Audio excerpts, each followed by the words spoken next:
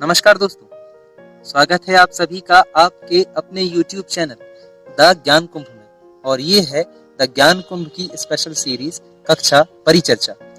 आज का हमारा विषय है गणित। आज हम कक्षा 10 का गणित पढ़ेंगे और उसकी एक्सरसाइज 1.3 के सवालों को करेंगे। इससे पहले के वीडियो में हम 1.3 से रिलेटेड सभी कॉन्सेप्ट्स को पढ़ चुके थे और पहले सवाल को हमने हल भी किया था। आज हम बाकी बचे हुए सवालों को हल करेंगे। तो चलिए बिना किसी समय की बर्बादी के शुरू करते हैं आज की क्लास। चलिए शुरू करते हैं। आज का हमारा टॉपिक है एक्सरसाइज 1.2 के बचे हुए सवाल। पहला सवाल हम सॉल्व कर चुके थे। अब बारी आती है सेकंड क्वेश्चन की। क्या है सेकंड क्वेश्चन? सेकंड क्वेश्चन है find the LCM and HCF of the following pairs of integers and prove that LCM into HCF is equal to product of two number। Verify करना है उसको। मतलब जो हमें नीचे नंबर्स के जोड़े लिखे हैं उनको उनके HCF और LCM दोनों निकालने हैं और उनके बीच का जो रिलेशन हमने पिछले वीडियो में पढ़ा था, अगर आपने वो वीडियो नहीं देखी है तो जाके अभी पहले वो देखिए। जो रिलेशन हमने पिछले वीडियो में पढ़ा था उस रिलेशन को हमें वेरीफाई भी करना है। कैसे करेंगे? सबसे पहला सवाल, दो नंबर है हमारे पास 26 एंड 91। इनके हमें HCF और LCM दोनों ही निकालने हैं। कैसे निकालने हैं? अगर आपको याद हो, अपने पास HCF और LCM निकालने की दो विधि होती थी, है ना। 8 क्लास तक हमने दो तरह की मेथड पढ़ रखी है। एक होती है प्राइम फैक्टराइजेशन मेथड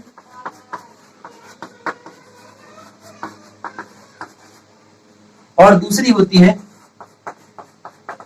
डिवीजन। ये दो तरह की मेथड हमारे पास होती है। यहां हम चाहे तो डिवीजन का इस्तेमाल कर सकते हैं, चाहे हम प्राइम फैक्टराइजेशन का इस्तेमाल कर सकते हैं, लेकिन हम यहां पे प्राइम फैक्टराइजेशन का इस्तेमाल करेंगे। तो चलिए शुरू करते हैं। चलिए अब इनको हल करते हैं। हल करने के लिए हम विधि अपना रहे हैं प्राइम फैक्टराइजेशन मेथड, यानी कि अभाज्य गुणनखंड विधि। जैसा कि मैंने नाम लिया प्राइम फैक्टराइजेशन, तो हमें इनका सबसे पहले प्राइम फैक्टराइजेशन करना पड़ेगा। आप 26 का फैक्टराइजेशन कीजिए। जैसा कि आपको पता है कि प्राइम फैक्टराइजेशन करने के लिए हम पहले सबसे छोटे प्राइम नंबर पे चलते हैं। सबसे छोटा प्राइम नंबर कौन सा है? 2। आप 2 से फैक्टराइज कीजिए। 2 1 2, 2 3 6, कितना आया? 13। 13 अपने आप में एक प्राइम नंबर है, तो आप इसे 13 से ही डिवाइड कर पाएंगे। कितना आया? 1। अब बारी आती है 91। आप इसे फैक्टराइज कीजिए। सबसे पहले 2, आप 2 से ट्राई करेंगे, क्योंकि पीछे 1 है तो ये एक ऑड नंबर है, ये 2 से डिवाइड नहीं होगा। आप 3 से डिवाइड दीजिए। 3 से भी कोशिश करेंगे, नहीं होगा। 5 से भी करेंगे, नहीं होगा। ये होगा 7 से डिवाइड। किससे होगा? 7 से। आप इसे 7 से डिवाइड कर दीजिए। कितना आएगा? 30। ठीक है। इसके बाद 13 अपने आप में एक प्राइम नंबर है। 13 1 जा 30। जैसा कि आप देख सकते हैं हमने दोनों नंबर्स का फैक्टराइजेशन कर लिया है। 26 इज इक्वल टू कितना आया? 2 into 13 and 91 is equal to कितना आया? 7 into 13। सबसे पहले निकाल लेते हैं हम एलसीएम, दोनों नंबर्स का एलसीएम। एलसीएम के लिए हम क्या करते हैं इस मेथड में कि जितने भी नंबर्स हों उन सबके फैक्टर्स में जो जो नंबर आते हैं वो जितनी बार मैक्सिमम टाइम आए होते हैं उन्हें हम ले लेते हैं। अगर आपको समझ में नहीं आया है तो इसे देखिए। जैसे हमारे पास दोनों तरह के फैक्टराइजेशन में 2 आया है, 7 आया है और 13 आया है ना। 26 में भी और 91 में भी 2 आया है, 7 आया है, 13 आया है। 2 मैक्सिमम टाइम कितनी बार आया है? इसमें भी और इसमें भी एक बार ही आया है, तो हम इसे एक बार ही नोट करेंगे। 7 दोनों में एक ही बार है तो इसे एक बार नोट करेंगे। 13 भी मैक्सिमम टाइम एक ही बार है, यहां भी एक बार है और यहां भी एक ही बार है। ऐसा नहीं कि यहां भी है यहां भी, दोनों का आप साथ में लिखेंगे, नहीं। मैक्सिमम टाइम जहां साथ में जितनी बार लिखा है आप उसे ही लेंगे। यहां भी एक ही बार है और इस फैक्टर में भी एक ही बार है, आप इसे ले लेंगे। ठीक है, आप तीनों का मल्टीप्लाई कर दीजिए। 2 7 14 इसका हो जाएगा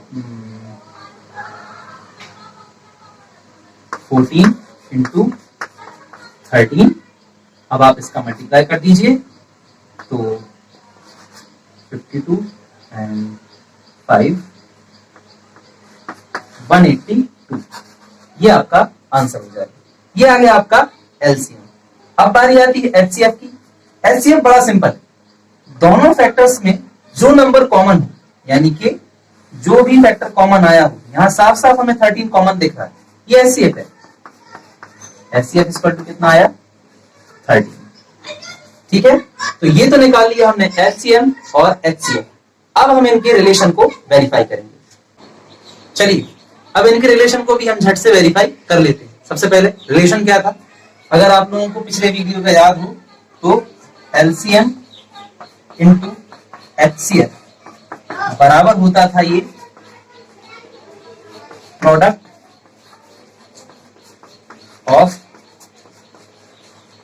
टू नंबर्स, मतलब इन दो नंबर्स का मल्टीप्लाई बराबर होता है इनके एलसीएम और एचसीएफ के मल्टीप्लाई के।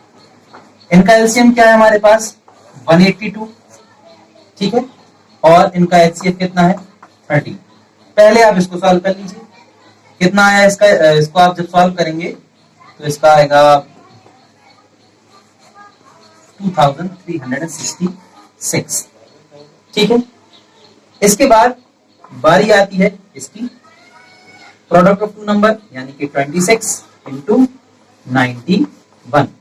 आप इन दोनों को सॉल्व कर लीजिए। जब आप इनको मल्टीप्लाई करेंगे तो आएगा 2366। जैसा कि आप देख सकते हैं, ये यानी कि लेफ्ट हैंड साइड और ये यानी कि राइट हैंड साइड, दोनों की वैल्यू बराबर आई है, यानी कि इनका जो रिलेशन है वो भी वेरीफाई हो चुका है। इसी तरह से इसके बाकी बचे हुए सवाल भी करना है। उम्मीद है आपको ये समझ में आ गया होगा। चलिए अब बढ़ते हैं हम अगले सवाल की तरफ। क्या है अगला सवाल? अगले सवाल में हमें एलसीएम और एचसीएफ निकालना है। किसकी हेल्प से? प्राइम फैक्टराइजेशन मेथड की हेल्प से। सबसे पहला सवाल क्या है? सबसे पहले सवाल में हमें 3 नंबर्स लिखे हैं, 12, 15, 21, 12, 15, 21। जैसा कि आप लोग पता है प्राइम फैक्टराइजेशन मेथड में हम तीनों का फैक्टराइजेशन अलग अलग करेंगे, एलसीएम भी निकाल देंगे और एचसीएफ भी निकाल देंगे। कैसे? आप पहले 12 का करेंगे अलग, 15 का करेंगे अलग और 21 का करेंगे अलग। आप इसे 2 से डिवाइड करेंगे 6, फिर आप 2 से डिवाइड करेंगे 3, क्योंकि अपने आप में एक प्राइम नंबर है तो 3 बन जाए 3। अब बारी आती 15 की। अगर आप 2 से ट्राई करेंगे तो पीछे ऑड नंबर है, यानी ये भी पूरा एक ऑड नंबर है, ये 2 से डिवाइड नहीं जाएगा। अगला प्राइम नंबर 3, तो आप 3 से डिवाइड करिए, 3 5 से 15, 5 अपने आप में प्राइम नंबर है, 5 बन जाए 5। अब इसकी बारी आती है, यहां भी आप देख सकते हैं ये भी एक ऑड नंबर है, 2 से डिवाइड तो होगा नहीं। अगला प्राइम नंबर 3, 3 7 जा 21 एंड 7 अपने आप में एक प्राइम नंबर है तो 7 बन जाए 7। तीनों की प्राइम फैक्टर्स अपने पास। 12 का 2 इंटू 2 इंटू 3, 15 का 3 इंटू 5 एंड 21 का 3 इंटू 7। सबसे पहले निकालेंगे एलसीएम। तीनों के फैक्टर्स में नंबर नोट कीजिए, कौन कौन से हैं? 2 आया है, 3 आया है, 5 आया है, 7 आया है। ठीक है, 2 मैक्सिमम टाइम कितनी बार आया है? आप देख सकते हैं 2 मैक्सिमम टाइम 2 बार आया है। ठीक है, तो आप 2 बार ही 2 को लिख लेंगे, 2 इंटू 2। इसके बाद बारी आती है 3 की। 3 आप यहां भी देखें, यहां भी देखें, यहां भी देखें, तीनों फैक्टर्स में कितनी बार आया है? एक ही बार है, तो आप मल्टीप्लाई करके एक बार 3 लिख लेंगे। 5 भी आप देख सकते हैं एक बार है और 7 भी एक बार ही है। आप इन सबका मल्टीप्लाई कर दीजिए, आपके सामने एलसीएम आ जाएगा। करते हैं, 2 2 जा 4, 4 3 जा 12, 12 5 जा 16 एंड 16 7 जा 420। ये हो गया इनका एलसीएम। और इन तीनों के फैक्टर्स में जो कॉमन है वो हमारा एचसीएफ हो जाएगा। आप देख सकते हैं 3 3 3 तीनों के फैक्टर्स में कॉमन है, तो एचसीएफ हो गया हमारा 3। ये आंसर और ये भी आपका आंसर हो गया। इसी के साथ ये वाला सवाल भी खत्म हुआ। चलिए अब बढ़ते हैं हम अगले सवाल की तरफ। क्या है अगला सवाल? अगले सवाल में आपको दो नंबर्स दिए हैं और उनका एचसीएफ दिया है। कौन कौन से दो नंबर्स?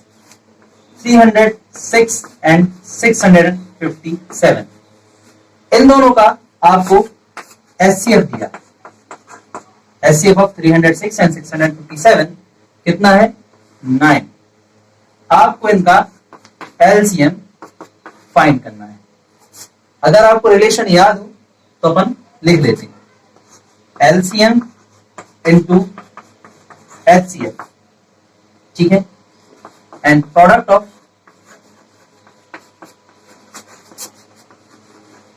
टू नंबर्स, ठीक है। अब एलसीएम यहां पे है नहीं हमारे पास, तो एलसीएम की जगह एलसीएम रहने देते हैं। एचसीएफ हमें दिया हुआ है, हम यहाँ पे 9 कर लेते हैं। प्रोडक्ट ऑफ टू नंबर का मतलब है इसका और इसका मल्टीप्लाई, यानी 306 इंटू 657, ठीक है। अब हम एलसीएम को यहीं छोड़ देते हैं और 9 को हम उस तरफ ले जाते हैं, ठीक है। इसका साइड हम चेंज कर देंगे। यहां ये मल्टीप्लाई में, यहां आते ही दोनों के डिवाइड में पहुंच जाएगा अपॉन 9। 9 से आप इसका डिवाइड कर दीजिए, ये आपके पास हो जाएगा 306 इंटू 73। दोनों का आप मल्टीप्लाई करेंगे तो एलसीएम बराबर आपके पास आएगा 22,338। ये हो जाएगा आपका आंसर। उम्मीद है आपको सवाल समझ में आ गया होगा। चलिए अगला सवाल देखते हैं। अगले सवाल में हमें एक नंबर दिया है। क्या है वो नंबर? 6 की पावर n।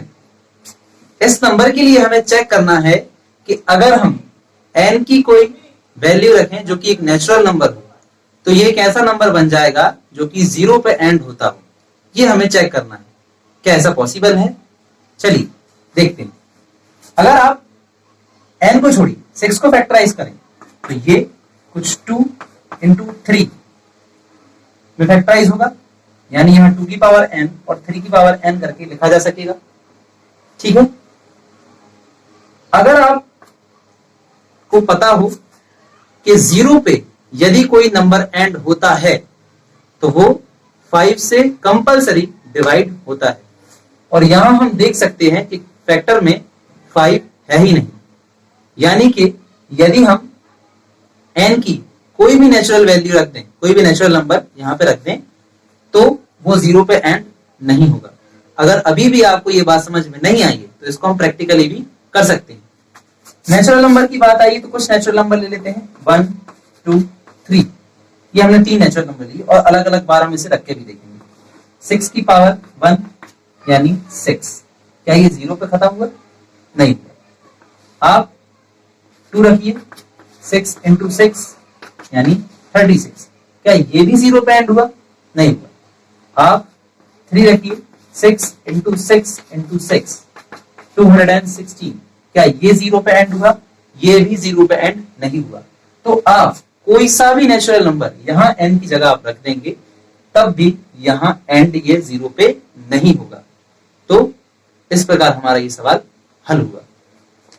चलिए अब बढ़ते हैं अगले सवाल की तरफ। क्या है अगला सवाल? अगले सवाल में हमें दो नंबर्स को कुछ अलग फॉर्म में लिख रखा है और ये भी दिया हुआ है कि वो दोनों कंपोजिट नंबर है। हमें क्या करना है? हमें बताना है कि वो कंपोजिट नंबर हैं तो क्यों हैं। कौन कौन से दो नंबर हैं? सबसे पहला जो है वो है 7 इंटू 11 इंटू 13 और प्लस 13। हम इसको चेक कर लेते हैं कि ये कंपोजिट नंबर है तो क्यों। अगर आप प्लस किस तरफ देखें तो यहाँ 13 है और प्लस की तरफ देखें तो यहाँ भी 13 है। दोनों पक्षों से हम 13 को कॉमन ले लेते हैं। ठीक है, क्या आया 7 इंटू 11 है ना, और इधर प्लस किस तरफ बचा 1। 30 7 इंटू 11 77 और प्लस में 1। आप इसे सॉल्व करेंगे आएगा 13 इंटू 78 जो कि एक कंपोजिट नंबर है। तो ये पूरा भी एक कंपोजिट नंबर हो गया। अब बारी आती है दूसरे नंबर की। दूसरा नंबर क्या है हमारे पास 7 into 6 into 5 into 4 into 3 into 2 into 1 और प्लस में 5। अगर आप प्लस के इस तरफ देखें और प्लस के इधर देखें दोनों के पास 5 है। ठीक है, आप 5 यहां से और 5 यहां से कॉमन ले सकते हैं। अंदर क्या बचेगा 7 इंटू 6 इंटू 4 5 तो बाहर चला गया into 3 into 2 into 1 and plus में 1। आप जब इस पूरे को सॉल्व करेंगे तो आएगा 1008 प्लस में 1 और इन दोनों को आप प्लस कर देंगे तो 5 इंटू 1009 जो कि एक कंपोजिट नंबर है। जब ये कंपोजिट नंबर है और ये कंपोजिट नंबर है तो ये भी कंपोजिट नंबर होगा और ये भी कंपोजिट नंबर होगा। उम्मीद है आपको सवाल समझ में आ गया होगा। अब पढ़ते हैं हम अगले सवाल की तरफ। अगला क्वेश्चन क्या है, अगले क्वेश्चन में एक सर्कुलर स्पोर्ट्स फील्ड है, कुछ इस तरह से। ठीक है, एक गोल स्पोर्ट्स फील्ड है। सोनिया मान लो यहां से चलना शुरू करती है और पूरा एक चक्कर लगाती है। तो सोनिया को पूरा एक चक्कर लगाने में, ड्राइव करने में, गाड़ी से ड्राइव करने में उसे सोनिया को 18 मिनट का समय लगता है। और वहीं रवि इसी पॉइंट से स्टार्ट होता है और इसी फील्ड का एक चक्कर लगाता है ड्राइव करके, तो रवि को 12 मिनट का समय लगता है। पता हमें यह करना है कि दोनों अगर साथ में चले, इसी पॉइंट से सोनिया चले रवि चले वो भी साथ में, तो ये कितनी देर बाद दोनों साथ में मिल जाएंगे, दोनों दोबारा टकराएंगे। पॉइंट को समझिए, 12 मिनट से आगे बढ़े और 18 मिनट से बढ़े तो हमें वो छोटी से छोटी, वो पहला नंबर निकालना है जो 12 से भी डिवाइड हो जाए और 18 से भी डिवाइड हो जाए। यानी कि हम अगर इसका और इसका एलसीएम निकाल लेते हैं तो हम वो समय निकाल लेंगे जिसमें रवि और सोनिया दोबारा पहली बार मिलेंगे। 18 और 12 का आप एलसीएम निकाल सकते हैं किसी भी मेथड से। मैं तो प्राइम फैक्टराइजेशन से निकालूंगा, आप इसे सॉल्व करेंगे। 9 3 से 3 3 बन जा 3। 18 का प्राइम फैक्टराइजेशन हमारे पास आएगा 2 इंटू 3 इंटू 3। 12 को करेंगे आप तो 6, फिर आप 2 से डिवाइड करेंगे 3 एंड 3 बन जा 3। तो 12 का अपने पास आएगा 2 इंटू 2 इंटू 3। ठीक है, अब आप नोट करें तो दोनों फैक्टर्स में 2 और 3 ही है। 2 मैक्सिमम टाइम कितनी बार आया है, 2 बार, तो एलसीएम में 2 निकल के आएगा 2 इंटू 2। और 3 मैक्सिमम टाइम कितनी बार है, 2 बार, तो 3 इंटू 3। अब इनका मल्टीप्लाई कर दीजिए, 2 टू 4, 3 जा 12, 3 जा 36। यानी 36 मिनट बाद रवि और सोनिया फिर से टकराएंगे। इसी के साथ ये सवाल भी पूरा हुआ। उम्मीद है आपको समझ में आ गया होगा। आज की वीडियो के लिए इतना ही। अगर आप ये सोच रहे हैं कि सेकंड और थर्ड के बचे हुए सवाल क्यों नहीं कराए, तो वो आपका होमवर्क है।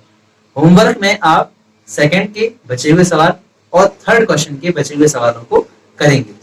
ठीक है, अगर वीडियो पसंद आई है तो इसे लाइक कीजिए, अपने ज्यादा से ज्यादा दोस्तों के साथ शेयर कीजिए और सब्सक्राइब कर दीजिए हमारे चैनल द ज्ञान कुंभ को, ताकि इसी तरह की एजुकेशनल कंटेंट आप तक पहुंचते रहे।